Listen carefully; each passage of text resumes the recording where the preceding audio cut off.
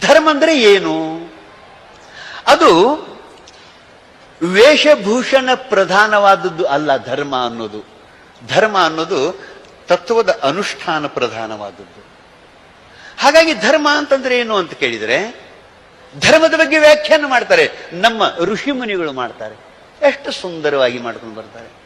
ಯಥೋಭ್ಯುದಯ ನಿಶ್ರೇಯಸ ಸಿದ್ಧಿ ಸ ಧರ್ಮ.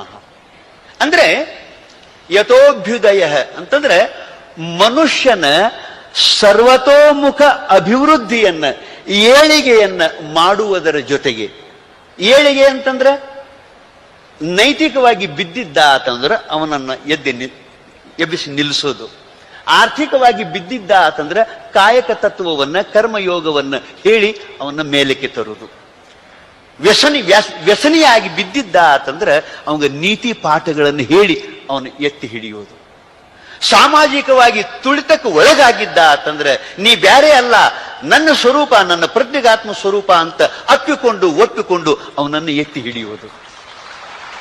ಹೀಗೆ ಬಿದ್ದವನನ್ನ ಎತ್ತಿ ಹಿಡಿಯುವುದು, ಅವನನ್ನ ನಿಲ್ಲಿಸುವುದು ಯಾವುದು?